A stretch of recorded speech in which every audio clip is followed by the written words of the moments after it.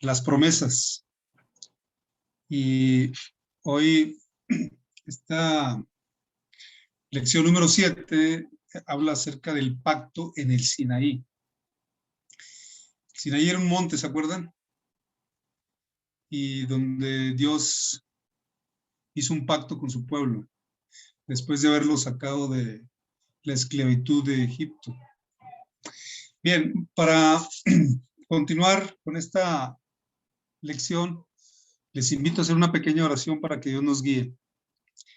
Cierren sus ojos y vamos a orar. Amante Padre que moras en los cielos, santificado sea tu nombre. En esta hora, Señor, que estamos entrando en tus horas sagradas, pedimos tu bendición, que nos dé sabiduría para poder discernir en esta lección y que quede claro para nosotros lo que tú quieres decirnos el día de hoy. En la sangre preciosa de Cristo Jesús. Amén. Bien, el versículo para memorizar ya lo vimos, se encuentra en Éxodo 19:4. Dice, vosotros visteis lo que hice a los egipcios y cómo os tomé sobre alas de águila y los he traído a mí. Y la introducción de la lección comienza diciéndonos que un niño con 7 hermanos vivían con muchos,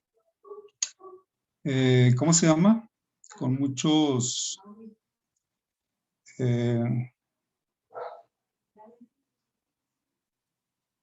¿Carencias?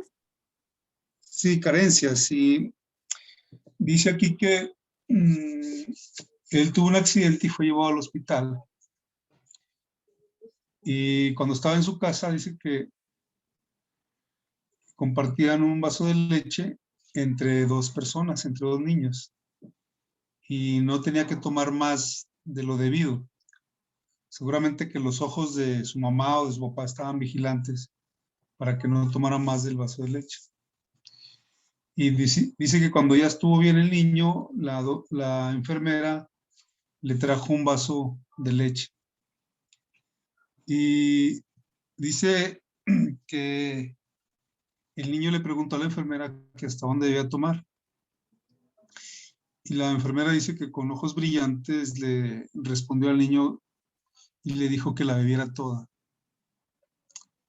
Y a pesar de las carencias que vivía en su casa, pudo gozar esa noche o ese día todo el vaso de leche.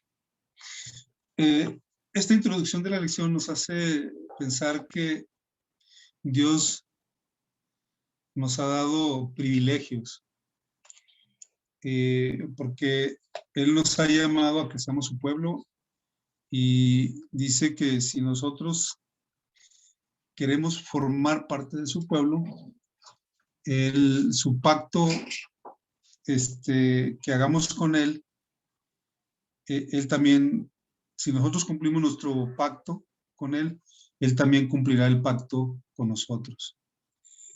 De igual manera, este privilegio se extendió en el pueblo de los hebreos, el pueblo de Israel. Dice la lección que para que entendamos lo que es un privilegio, Dios los llamó a ser un pueblo santo, escogido, un real sacerdocio, cada uno de ellos quiera que fueran sacerdotes. Y el propósito de Dios era que cuando ellos peregrinaron de un lugar a otro, que fueron como nómadas, Dios quería que reflejaran el carácter de Dios, que ese pacto que habían hecho con Él se extendiera hacia las naciones que estaban ahí circundantes a Israel. Y bueno, vamos a continuar después de esta introducción.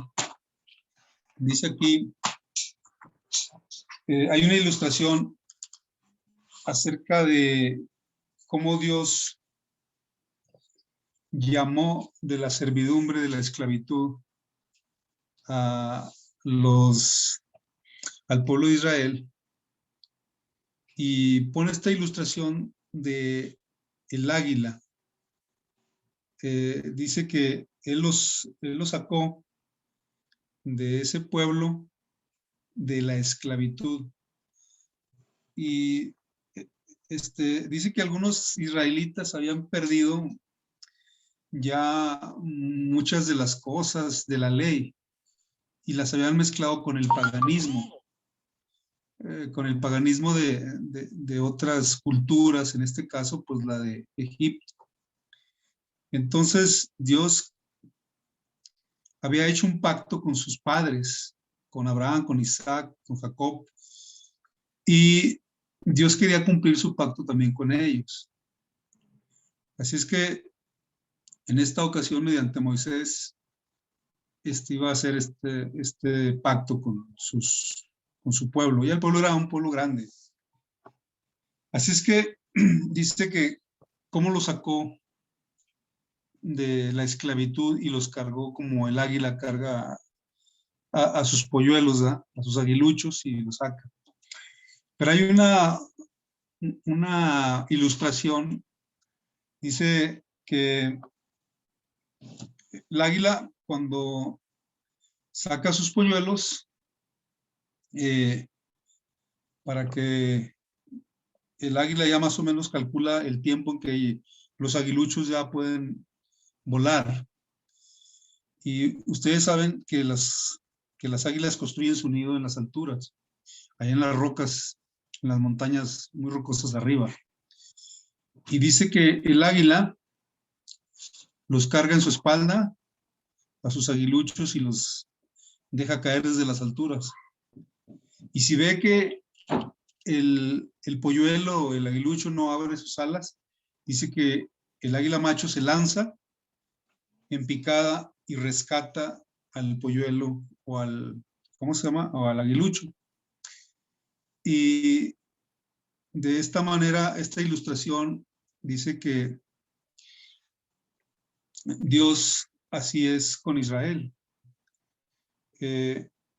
Nos sacó primeramente de la esclavitud. Y aquí hay una alusión acerca que Dios también nos quiere sacar a nosotros de la esclavitud del pecado. Es la tarea de Dios siempre, es que Dios siempre nos busca para sacarnos de la esclavitud del pecado. Y hay unos pasajes acerca de esta ilustración. Dice que en Deuteronomios 32, 10, 12, dice que los guardó como a la niña de sus ojos. Y os tomé sobre las alas de águila y los he traído a mí. No tengáis miedo de ellas. Jehová va delante de vosotros. Él peleará por vosotros. Estos versículos nos ilustran cómo Dios quiere a su pueblo, cómo quiere luchar por él sin que él meta las manos. Y él hace una promesa que dice que, bueno, más adelante lo vamos a ver, más adelante, no me adelanto, pero más adelante lo vamos a ver, estas promesas.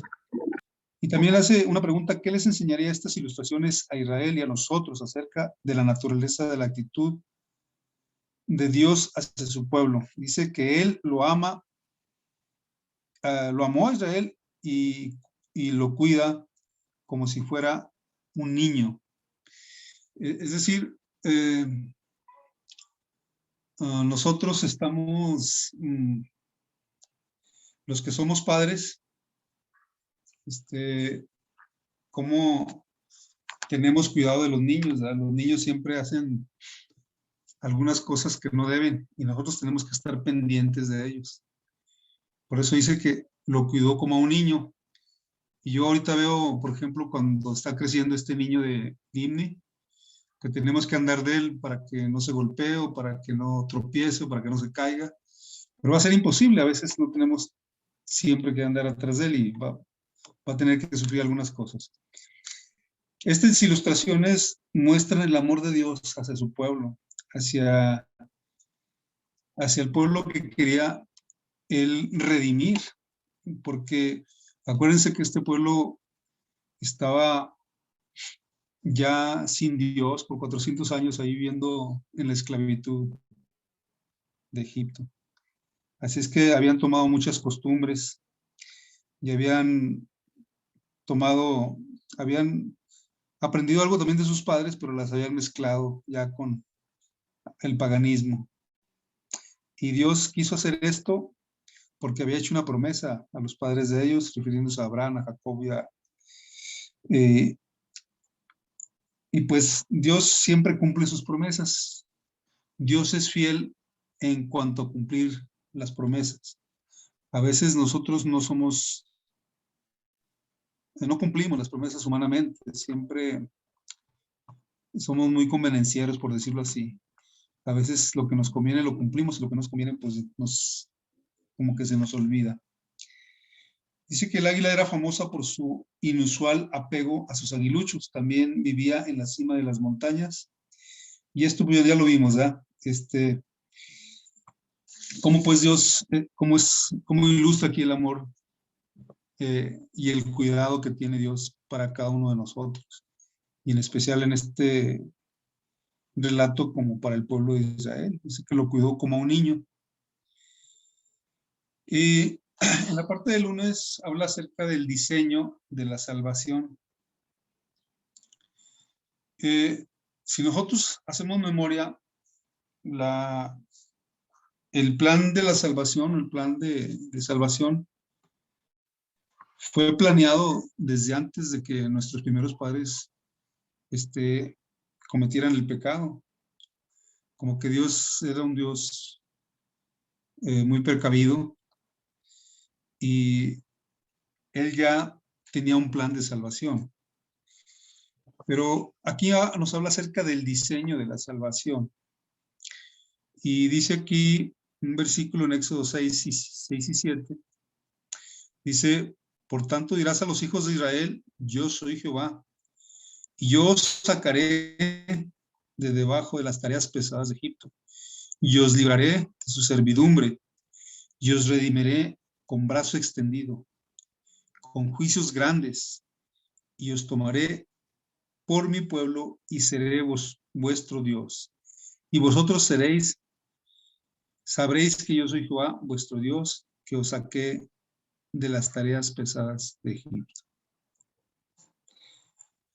Y nos hace aquí que consideremos estos versículos anteriores, dice qué principio vemos en ellos.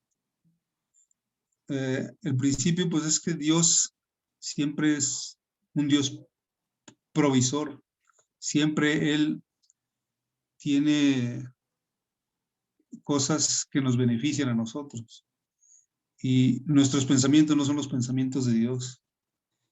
Dios tiene pensamientos, dice, de amor hacia nosotros.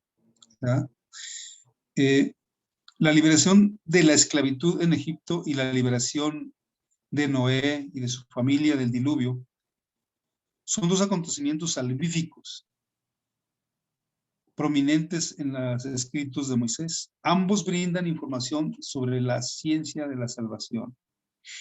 Dice, pero el suceso en particular, el que ofrece un diseño básico, cuando Dios dice a Israel, a través de Moisés, os redimiré.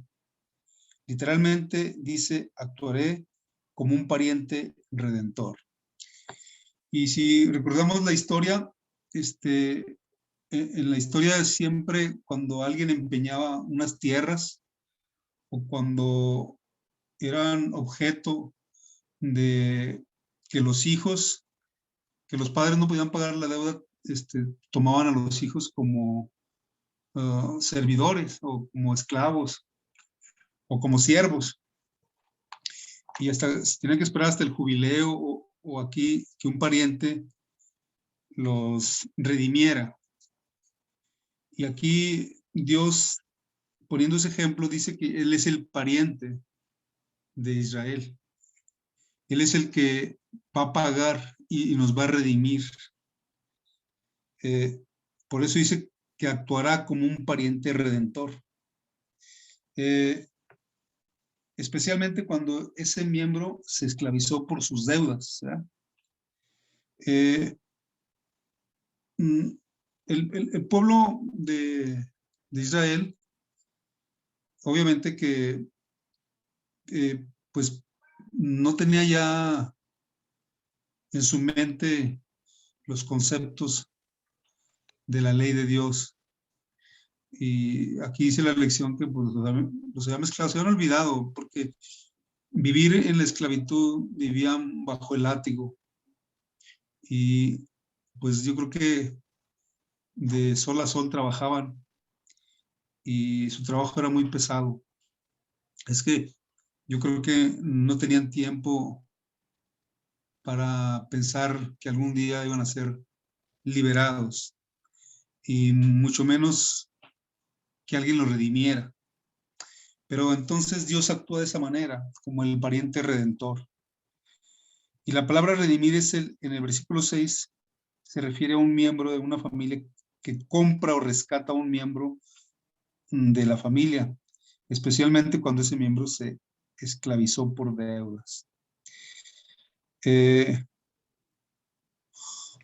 esto, hablando financieramente, también nos dice algo, que nosotros debemos tener cuidado cuando nos endeudamos, hablando financieramente, porque siempre viviremos pagando intereses, ¿verdad? Y Dios también es sabio y eh, nos dice que tengamos cuidado de las deudas, ¿verdad? Bueno, pero aquí dice que este pariente iba a actuar como un rescatista, ¿verdad? Iba a pagar el rescate. Israel aparentemente no tenía ningún pariente terrenal para que lo redimiera, pero Dios ahora era el pariente de Israel, su pariente redentor. Entonces, esa es la esperanza que el pueblo ahora ve en ese pariente redentor. Dios actuó de esa manera, o sea, como pagando el rescate. Por eso el versículo dice, y yo lo saqué de la esclavitud y los traje a mí, ¿verdad? Eh, aquí también hay otra ilustración acerca de la esclavitud del pecado. Dios no quiere que vivamos esclavos del pecado, sino que el pecado también nos esclaviza. Por ejemplo, cuando vivían en la esclavitud de Egipto, esto también significa, bueno, Egipto significa pues como Satanás.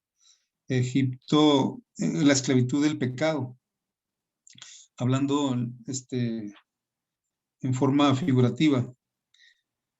Y dice, ¿cómo entiendes la idea de que Dios rescata o rescatará o volverá a comprar a su pueblo de la esclavitud? ¿Cuál fue el precio que hubo que pagar? ¿Qué nos dice esto sobre nuestro valor? Y aquí los versículos que se mencionan ahí, bueno, pues nosotros estamos perdidos, así como el pueblo de Israel estaba perdido, ya no conocía a Dios, solamente estaba esclavizado de sol a sol, trabaje y trabaje y bajo el látigo, ¿verdad? Y nosotros damos esa invitación que nosotros también debemos conocer realmente a Dios y a su ley, y los deseos de Dios hacia nosotros son deseos de amor, ¿verdad?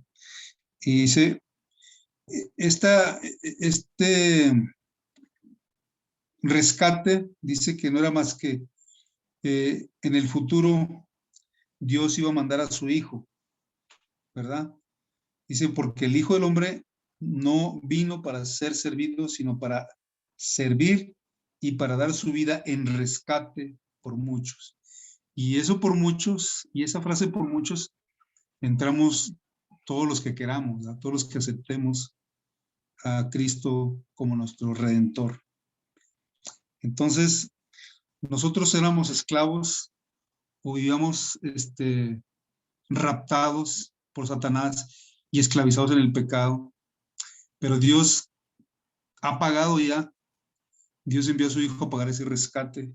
Dice, porque Él dice que Él dio su vida en rescate por muchos, ¿verdad? Más adelante dice, en la acepción más auténtica de la idea, solo cuando Cristo descendió, vivió, sufrió y murió y resucitó por nosotros, fuimos redimidos. Dice que el verbo fue hecho carne y habitó entre nosotros. Entonces, este es el rescate, pues, que más adelante Dios dio como aquel pariente que da su rescate. Bien, vamos a la parte del martes. Dice el pacto del Sinaí. Dios ha hecho un pacto, no es que haya hecho un pacto con uno y con otro y que así lo hizo, pero realmente el pacto sigue siendo el mismo. El pacto es que siempre el único que que no ha cumplido, pues el ser humano. Dios siempre ha cumplido su parte. Y para que entendamos esto, un pacto es cuando dos personas hacen un trato y tienen que respetar cada una de las cláusulas que vienen en ese pacto, ¿ya? Por ejemplo, si yo acepto ser miembro de un equipo, el equipo, no sé, cualquier equipo, por ejemplo, a mí que me gusta el básquetbol, yo tengo que ir a los entrenamientos, tengo que ir a cuidar de mi cuerpo o no desvelarme, etcétera. Bueno, ahí me imagino que cada una de las cláusulas ha de decir y no exhibirme en el público máximo cuando es un jugador ya famoso, ¿verdad? No debe hacer cosas que ridiculicen al equipo que está representando o que le den una mala fama al equipo. De igual manera, este pacto que Dios hizo desde con Noé, con Abraham, con Moisés y en el mismo Edén con Adán y Eva, este pacto, su vigencia no ha terminado, es un pacto eterno. Así es que nosotros debemos de entender este pacto. Y para entenderlo, dice que cuando Dios sacó con mano dura, con mano fuerte al pueblo de Israel de Egipto, de la esclavitud de Egipto, dice que quiso tener con él como una ceremonia para que realmente lo conocieran. Pero el pueblo estaba temeroso. No, nosotros no vamos con Dios, mejor tú ve, le dijo a Moisés. Y él se manifestó ahí en el monte, ¿verdad? Pero lo que quería Dios es que llevarlos a ese pacto para que lo entendieran y para que vieran un poco de la magnificencia de Dios y que ellos pues cumplieran con el pacto, ¿verdad? Y aquí dice, hay varios puntos, hay 8 puntos.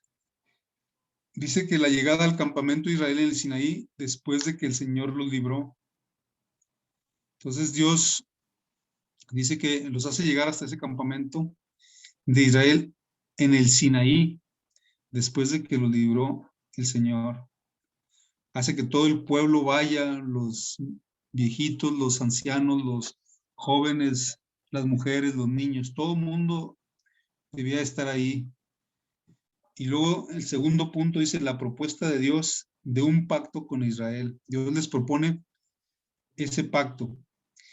Pero aquí hay algo interesante que debemos tomar en cuenta. La propuesta de Dios no es una propuesta que los está forzando, no es una propuesta que Dios les da como un ultimátum, la tienen que tomar, si no la toman, pues no. Dios siempre se comporta como un caballero y les hace esta propuesta. O sea, cuando usted hace una propuesta a alguien, la propuesta es si la voluntad de la otra persona la acepta o no la acepta. Es decir, que Dios siempre respeta nuestra voluntad. Entonces Dios hace la propuesta, pero aquí esta propuesta de aceptación estaba determinada si el pueblo aceptaba o no la aceptaba. El punto número 4 dice preparativos para recibir el pacto formalmente. O sea, hay como un prototipo, un protocolo para que cómo formalizar ese pacto. El punto número 5, proclamación de los 10 mandamientos. Y aquí, en la proclamación de los 10 mandamientos, Dios quiere decir que estos 10 mandamientos no han sido presentados por primera vez, sino que el pueblo y los padres anteriormente de este pueblo de Israel lo sabían. Y sabían por ejemplo, del sábado, sabían el respeto que merece Dios, el respeto que merece el prójimo, cómo respetar a la mamá, al papá, no robar, etcétera. Ellos lo sabían, pero aquí Dios quería esta ceremonia para que fuera algo solemne y que se les quedara grabado en su corazón y que tuvieran en su mente grabado ese acto, esa ceremonia. Por eso dice que ahí se proclamaron, no por primera vez, se proclamaron nuevamente los 10 mandamientos, que realmente es el carácter de Dios. El punto número 6 dice Moisés como mediador del pacto. Es decir, Moisés estaba ahí como el líder representando al pueblo, ¿eh? Era un mediador. Y el punto número 7 se detallan los principios del pacto. Es decir, ahora sí, si ellos aceptaran, aquí están los detalles de los principios del pacto. Es decir, cuando usted ya leyó, por ejemplo, ese contrato, ya vio las cláusulas y se acepta, pues dice aquí ya pues hay una firma como cuando hay una firma de alguna empresa con otra empresa donde se van a poner de acuerdo que sus trabajadores, por ejemplo, no tengan rezago educativo. Yo pues bueno, ahí me manejo, ¿eh? Nosotros a veces hacemos alguna de estas cosas con algunas empresas y al final cuando ya no tienen ningún rezago educativo se les da una certificación. Pero aquí me imagino que los detalles y los principios del pacto, pues era lo que venía en las cláusulas y todo aquí, pues estamos mencionando los 10 mandamientos. Y por último, la ratificación del pacto. Cada uno de estos, ustedes lo leyeron en su casa, espero que así lo hayan hecho, estos versículos. Pero aquí dice que el pacto juega un papel vital en el plan de salvación.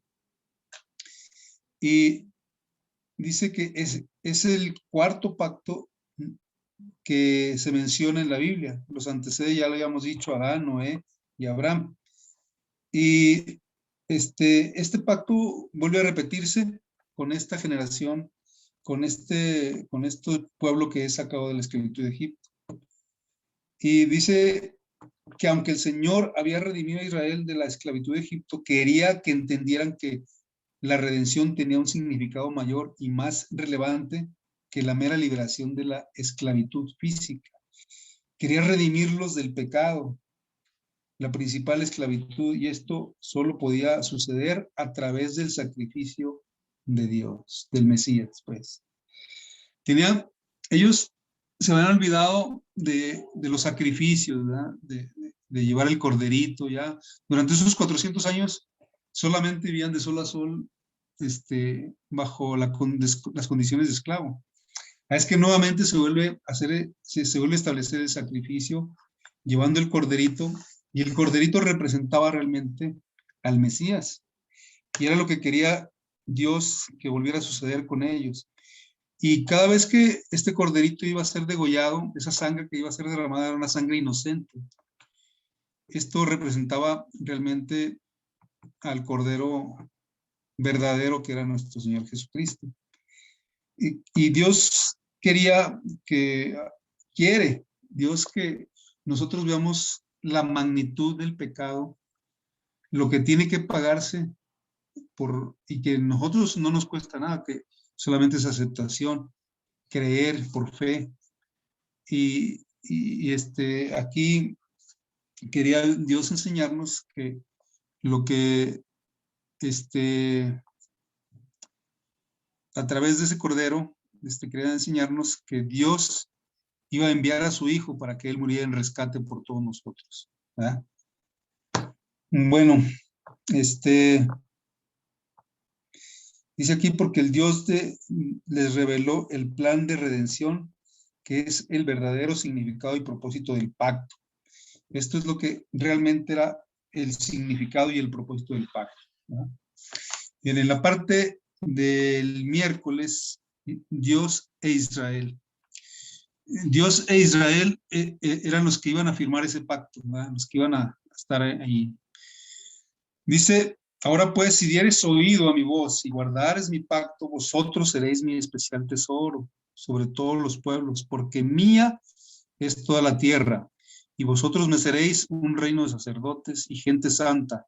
Estas son las palabras que dirás a los hijos de Israel. Entonces, quiere Dios todavía que nosotros seamos una gente como embajadores del cielo aquí en la tierra.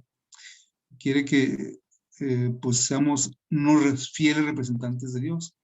En estos versículos el Señor propone su pacto con los hijos de Israel, aunque en cierto sentido el Señor los llama, los ha llamado. Ese llamamiento no se les otorga automáticamente, sino que ellos deciden. Es lo que decía hace poquito, que nosotros, Dios no nos obliga.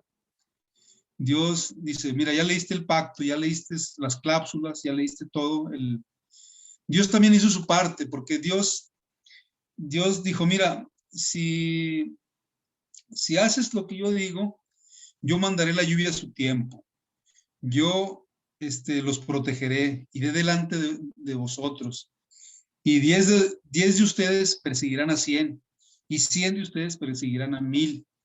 O sea que Dios también les pone ahí sus cláusulas y ellos pues se ponen a leerlo. Aquí dice que este llamamiento no se otorga automáticamente, sino que ellos tienen que decidir. Y Dios siempre ha sido respetuoso en todas las generaciones y en todos los tiempos de nuestro libre albedrío o de nuestras propias decisiones. Entonces dice aquí, ellos que tuvieron que cooperar, incluso su liberación de Egipto implicó que ellos cooperaran si no hubieran hecho lo que el Señor les dijo. Acuérdense que el Señor les dijo, tienen que llenar de sangre los dinteles de sus puertas. O sea, ellos tienen que tener acción en algunas cosas sobre este pacto. Aquí el Señor tampoco les dice, les guste o no, serán tesoro especial para mí y una nación de sacerdotes. No es así como funciona y no es lo que dice el texto. Dios no forza la voluntad, pues, del hombre. Y esto lo entendemos claramente porque ¿cuántos de nosotros a veces no estamos de acuerdo ya con la iglesia cuando pues a veces salimos en desacuerdos o algo y no nos gusta y a veces eso llega hasta retirarnos de la iglesia y más bien nos retiramos de Dios más que de la iglesia. Pero Dios dice que nunca Él va a forzar la voluntad del hombre, ¿verdad? El hombre tiene que ejercer su libre albedrío. Dice que ya que por las obras de la ley ningún ser será justificado delante de él. Y esto me llama la atención porque el pueblo, cuando firmó ese pacto, el pueblo de Israel pensó que el medio de la salvación eran las obras. Y esto lo llevó a la ruina, porque las obras es el fruto de la fe.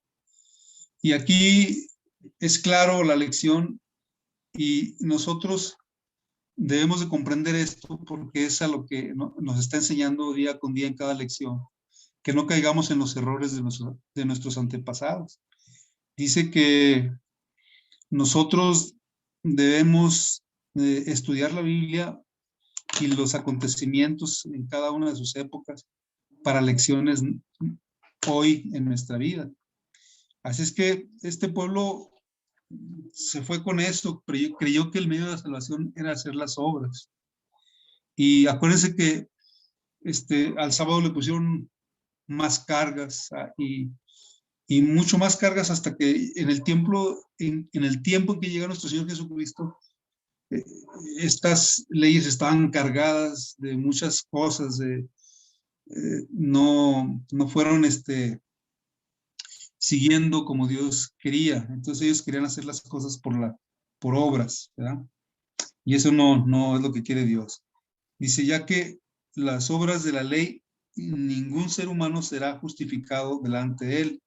Aquí está la paciencia de los santos, los que guardan los mandamientos de Dios y tienen la fe de Jesús. Bueno, dice aquí también, dice, pero la obediencia es el fruto de la fe. Entonces, nosotros aceptamos por obediencia. Dice, el Señor buscaba elevarlos a un nivel espiritual, intelectual y moral que los convirtiera en el portento del mundo antiguo. Pero realmente ellos no se fueron pues desviando, ¿verdad?, por otro camino. Vamos a pasar a la parte del jueves. Dice promesas y promesas y promesas y promesas. A primera vista todo parece estar bien. El Señor libera a su pueblo, le ofrece las promesas del pacto y ellos aceptan. Harán todo lo que el Señor les pida. Es un trato hecho en el cielo. Y aquí en los siguientes versículos dice qué percepción nos dan sobre la respuesta de Israel al pacto. Dice Romanos 9, 31 y 32, mas Israel, que iba tras una ley de justicia, dice, no la alcanzó, porque iban tras ella, no por fe, sino con obras. Y aquí está una de las causas que nosotros a veces queremos portarnos bien o hacer cosas buenas para ganarnos el favor de Dios. Y así es como no actúa Dios, ¿verdad? Dice, porque ignorando la justicia de Dios y establecieron la suya propia, pero no les aprovechó la palabra por no acompañarla con fe. Bueno, aquí son algunas de las cosas en las que falló el pueblo de Israel. Dice que la justicia, pusieron la justicia propia, ¿verdad? Y esto me recuerda en los tiempos de Jesús, que ellos querían hacer su justicia propia. Dice que la palabra, dice, no la acompañaron por fe. Nuestra relación con Él debe basarse en la fe. La fe proporciona la base sobre la cual siguen las obras. No podemos hacernos no pueden hacernos aceptables a los ojos de Dios santo.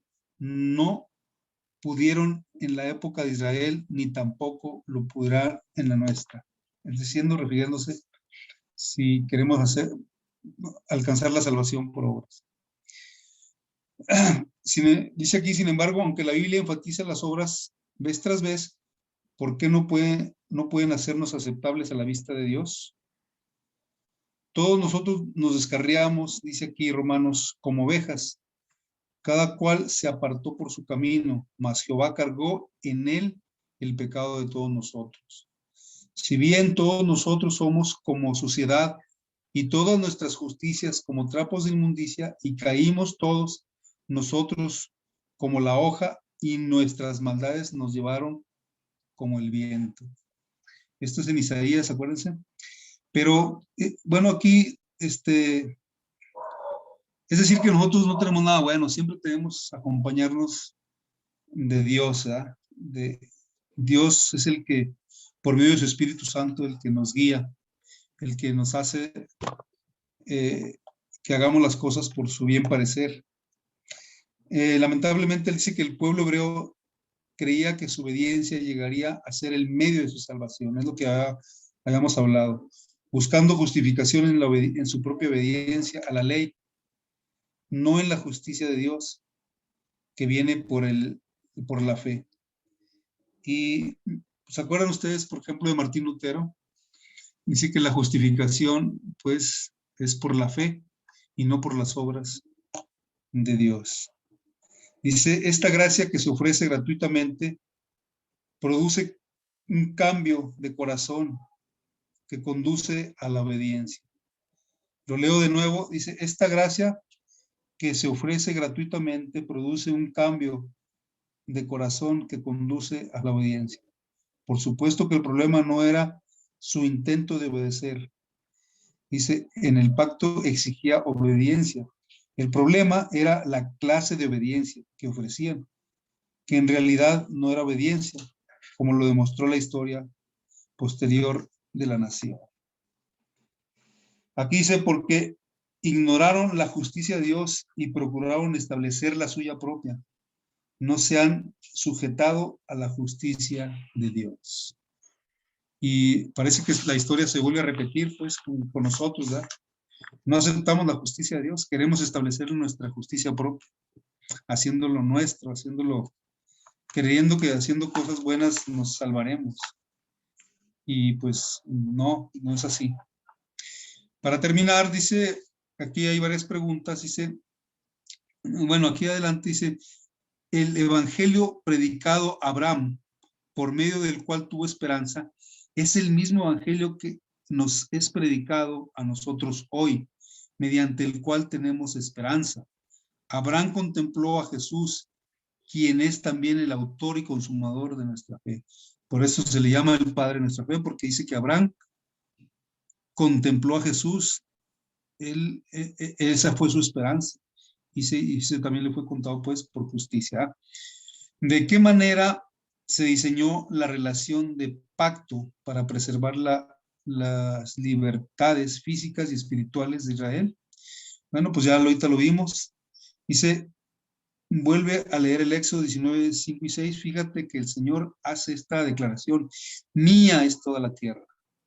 ¿Por qué diría eso? Especialmente en este contexto, al intentar establecer un pacto con otros. Pues aquí lo único que vemos es que pues Dios como que nos da chance de ser los mayordomos, porque Él claramente nos dice que mía es toda la tierra, y Él pone a veces a nuestra disposición, no a veces, sino que pone a disposición, nos da ese privilegio de ser llamados hijos de Él. Y entendamos que los privilegios a veces no se les otorgan a las personas, gracias, sino que los privilegios a veces, perdón, sí se les han otorgado a las personas, pero a veces no los entienden que son privilegios. Yo me acuerdo muy bien cuando alguien me dijo que era un privilegio tener un pasaporte. Yo por solidarizarme con un amigo que no tenía pasaporte, me pasé con él de mojado y nos agarró la migración, y a mí la migración me halló el pasaporte metido en mi chamarra. Así es que me dijo la migrante, la policía de migración, cuando me agarró, y me dijo que por qué yo hacía eso, y ya le expliqué pues por solidaridad a mi amigo.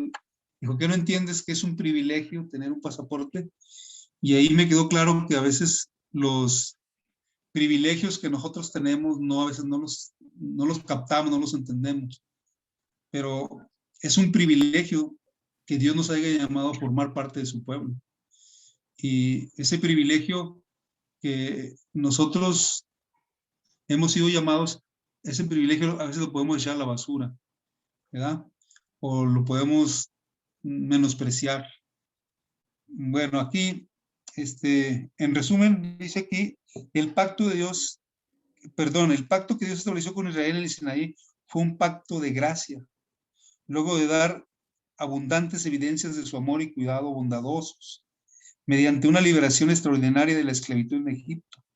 Dios invitó a la nación a un pacto con él, mantendría y proveería sus libertades. Aunque Israel respondió afirmativamente, carecía de una verdadera fe motivada por el amor.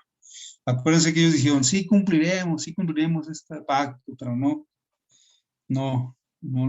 pasó. Dice, su historia posterior indica que mayormente no logró entender las verdades de la naturaleza del pacto y la corrompió al transformarla en un sistema de salvación por obras. Bueno, aquí me están poniendo en pantalla el espíritu de servidumbre se engendra cuando se procura vivir de acuerdo a una religión legal, mediante esfuerzos para cumplir las demandas de la ley por nuestra propia fuerza. Solo hay esperanza para nosotros cuando nos ponemos bajo el pacto hecho con Abraham, que es el pacto de gracia por la fe en Cristo Jesús. Bien, pues nos damos por terminada la lección. No sé si alguien quiere comentar algo antes de darla por terminada. No sé qué les pareció, o los que estudiamos, qué les pareció esta lección. Y acuérdense que todo este trimestre nos está hablando de las promesas, o de la promesa. Quería comentar algo, Carlos. ¿Sí? Que, bueno, cuando vemos cómo las leyes, ¿no?, que Dios le dio al pueblo,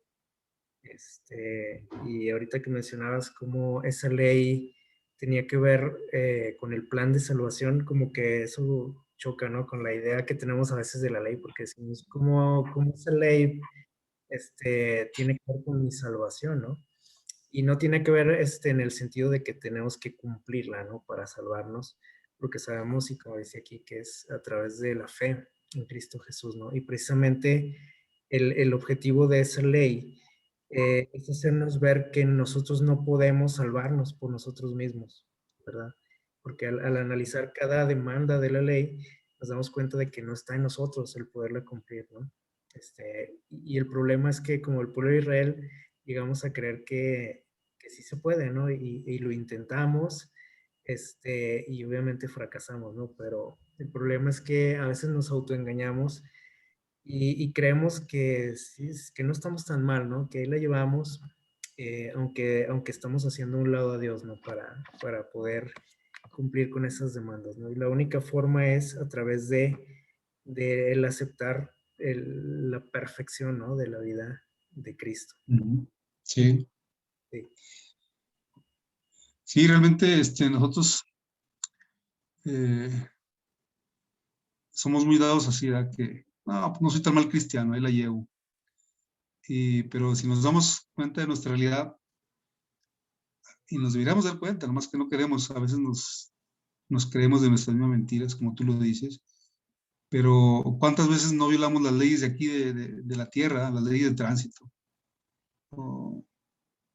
Y somos dados a eso, a veces, sí, ahorita no hay tránsito, nadie me ve, y ya es muy noche, es muy temprano y me voy a pasar el alto porque llevo prisa, ya voy llegando, y somos muy dados a eso, humanamente.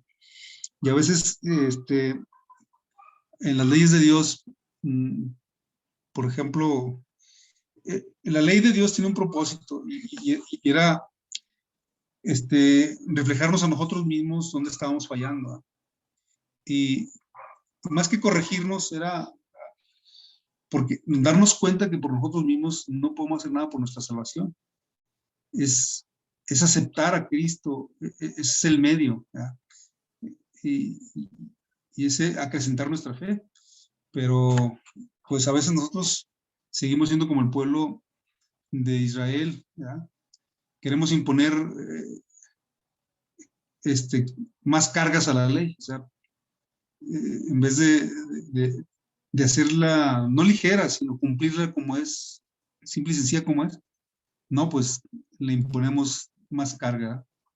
Y claro que, pues, si no aceptamos los méritos de Dios como nuestra salvación, pues claramente que estamos perdidos, por muchas buenas obras que tengamos. ¿Verdad?